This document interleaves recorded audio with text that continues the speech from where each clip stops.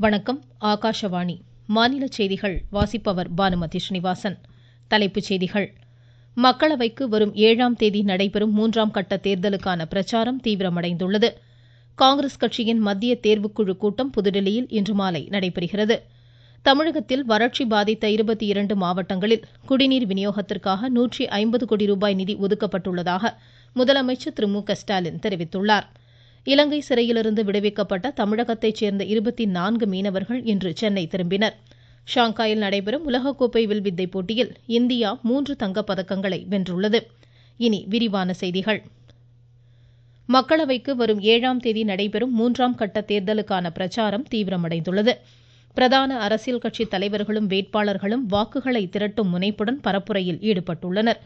BJP மூத்த தலைவரும் பிரதமருமான திரு நரேந்திரமோடி கோவாவிலும் மகாராஷ்டிராவிலும் இன்று மாலை தேசிய ஜனநாயக கூட்டணி வேட்பாளர்களுக்கு ஆதரவாக வாக்கு சேகரிக்கிறார்.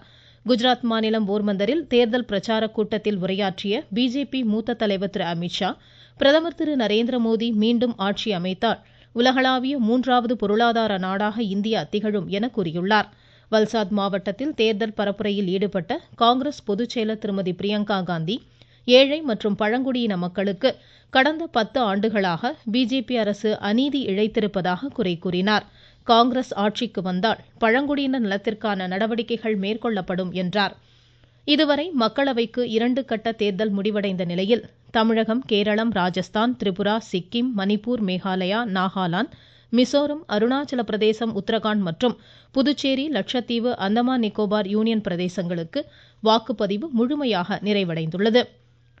மக்களவைக்கு 6ஆம் கட்டமாக அடுத்த மாதம் 25ஆம் தேதி நடைபெறும் வாக்குப்பதிவிற்கான அறிவிக்கை நாளை மறுநாள் வெளியிடப்படுகிறது.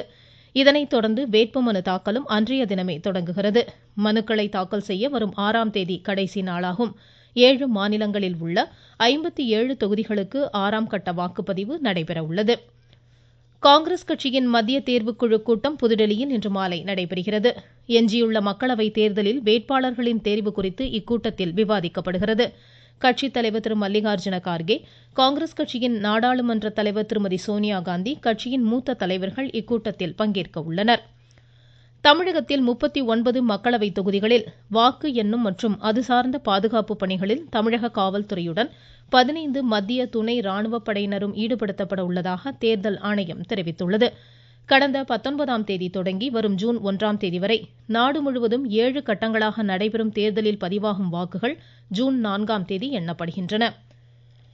தமிழகத்தில் கோடை காலத்தில் தடையற்ற குடிநீர் விநியோகத்தை உறுதி செய்ய அனைத்து துறைகளும் ஒருங்கிணைந்து செயல்பட வேண்டும் என முதலமைச்சர் திரு மு.க.ஸ்டாலின் வலியுறுத்தியுள்ளார்.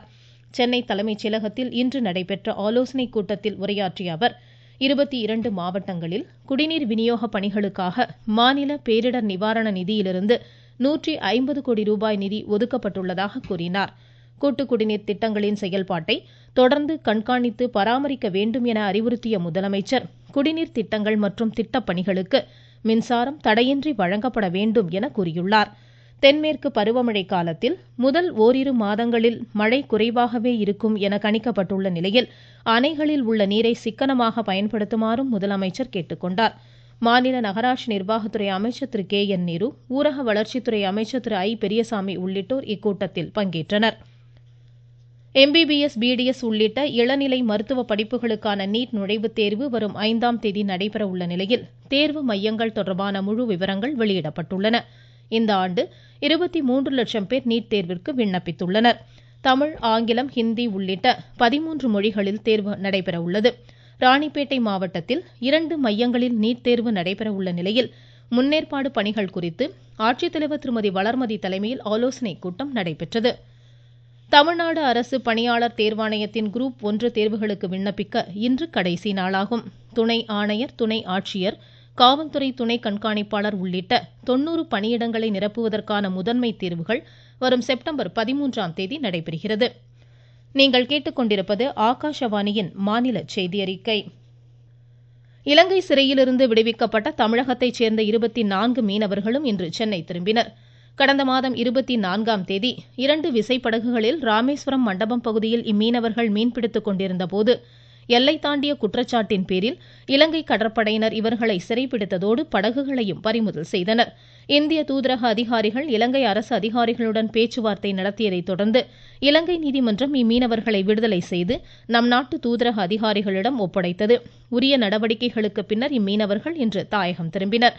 சென்னை விமான நிலையம் வந்த மீனவர்களை மீன்வளத்துறை அதிகாரிகள் அவர்களுடைய சொந்த ஊர்களுக்கு அனுப்பி வைத்தனர். தூத்துக்குடி மாநகராட்சியில் பறவைகளுக்கு குடிநீர் கிடைப்பதை உறுதி செய்ய 300 இடங்களில் குடிநீர் தொட்டிகள் நிறுவப்பட உள்ளதாக மாநகராட்சி ஆணையர் திரு எல் மதுபாலன் தெரிவித்துள்ளார். இதுகுறித்து எமது செய்தியாளர். இயற்கை வளங்கள், சுற்றுச்சூழலை பாதுகாப்பதில் தாவரங்கள், பறவைகள், கால்நடைகள் போன்றவற்றின் பங்கு இன்றியமையாததாகும் என்பதால் தற்போது நிலவும் அதிகப்படியான வெப்ப அலைகளால் பறவைகள் பாதிக்கப்படக்கூடும் என்பதை கருத்தில் கொண்டு தூத்துக்குடி மாநகராட்சி நிர்வாகம் பறவை இனங்களுக்கு குடிநீர் கிடைப்பதை உறுதி செய்யும் வகையில் நடவடிக்கை மேற்கொண்டுள்ளது. தூத்துக்குடி மாநகராட்சியில் உள்ள மியாவாக்கி காடுகள் மற்றும் நுண் உர செயலாக்க மையங்களில் முதற்கட்டமாக பறவைகளுக்கான 100 குடிநீர் தொட்டிகளை நிறுவியுள்ளது. தூத்துக்குடி மாவட்ட செய்தியாளர் ஏ. உதகையில் சுற்றுலா பயணிகளின் எண்ணிக்கை அதிகரித்ததை அடுத்து கூடலூர், குன்னூர், உதகை உள்ளிட்ட வழித்தடங்களில் போக்குவரத்தில் மாற்றம் செய்யப்பட்டுள்ளது. இதுகுறித்து எமது செய்தியாளர்.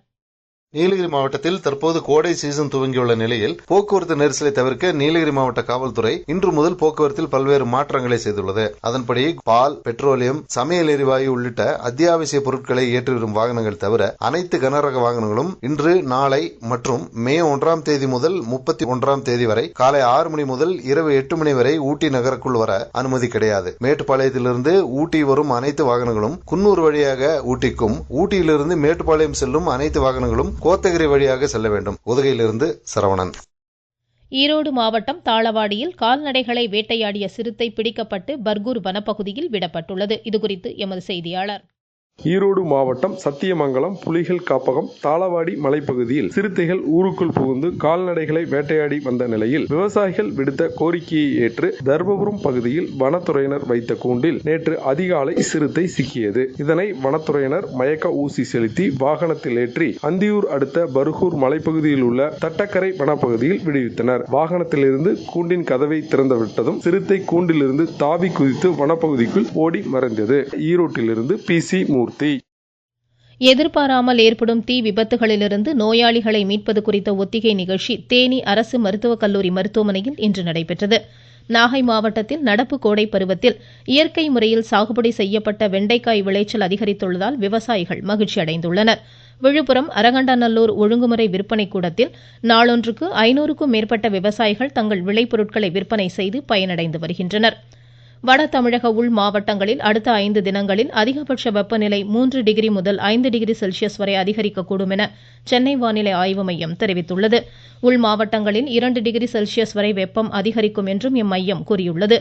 ஈரோடில் இன்று வெப்பநிலை 42 செல்சியஸாகவும், திருப்பத்தூரில் 41.6, சேலத்தில் 41.5, கரூர், பரமத்தி, தர்மபுரி 41 டிகிரி செல்சியஸும், திருச்சியில் 40.1 டிகிரி செல்சியஸ் வெப்பமும் பதிவாகியுள்ளது. மேற்கு தொடர்ச்சி மலை மாவட்டங்கள், வட தமிழக உள் மாவட்டங்களில் வரும் 2ஆம் தேதி வரை மிதமான மழைக்கு வாய்ப்பிருப்பதாக சென்னை வானிலை ஆய்வு மையம் தெரிவித்துள்ளது. மதுரை அருள்மிகு மீனாட்சி அம்மன் திருக்கோவில் சித்திரை திருவிழா நிறைவடைந்ததை ஒட்டி மதுரையிலிருந்து கள்ளழகர் இன்று நண்பகல் அழகர் கோவில் சென்றடைந்தார். மதுரையிலிருந்து 3 மாவடி, மரவர் மண்டபம், அப்பன் திருப்பதி, கள்ளந்திரி வழியாக அழகர் கோவில் திரும்பிய கள்ளழகரை ஏராளமான பக்தர்கள் பக்தியுடன் வழி அனுப்பி வைத்தனர். ஷாங்காயில் நடைபெறும் உலகக்கோப்பை வில்வித்தை போட்டியின் ஆடவர், மகளிர், கலப்பு இரட்டையர் இறுதிப் போட்டிகளில் இந்தியா 3 தங்கப்பதக்கங்களை கைப்பற்றியுள்ளது. ஜோதி சுரேகா தலைமையிலான மகளிர் குழு, அபிஷேக் வர்மா தலைமையிலான ஆடவர் குழு மற்றும் கலப்பு இரட்டையர் பிரிவில் ஜோதி சுரேகா, அபிஷேக் வர்மா இணை தங்கப்பதக்கங்களை வென்றன. IPL 2020 கிரிக்கெட் போட்டியில் டெல்லியில் இன்று பிற்பகல் 3:30 மணிக்கு டெல்லி கேபிட்டல்ஸ் மும்பை இந்தியன்ஸையும், லக்னோவில் இரவு 7:30 மணிக்கு லக்னோ சூப்பர் ஜெயண்ட்ஸ் ராஜஸ்தான் ராயல்ஸையும் எதிர்கொள்கின்றன. மீண்டும் தலைப்புச் செய்திகள். மக்களவைக்கு வரும் 7ஆம் தேதி நடைபெறும் 3ஆம் கட்ட தேர்தலுக்கான பிரச்சாரம் தீவிரமடைந்துள்ளது. காங்கிரஸ் கட்சியின் மத்திய தேர்வுக்குழு கூட்டம் புதுதில்லியில் இன்று மாலை நடைபெறுகிறது. தமிழகத்தில் வறட்சி பாதித்த 22 மாவட்டங்களில் குடிநீர் விநியோகத்திற்கு 150 கோடி ரூபாய் நிதி ஒதுக்கப்பட்டுள்ளதாக முதலமைச்சர் திரு மு க ஸ்டாலின் தெரிவித்துள்ளார். இலங்கை சிறையிலிருந்து விடுவிக்கப்பட்ட தமிழகத்தைச் சேர்ந்த 24 மீனவர்கள் இன்று சென்னை திரும்பினர். ஷாங்காயில் நடைபெறும் உலகக்கோப்பை வில்வித்தை போட்டியில் இந்தியா 3 தங்கப்பதக்கங்களை வென்றது. இத்துடன் இந்த செய்தியறிக்கை முடிவடைந்தது.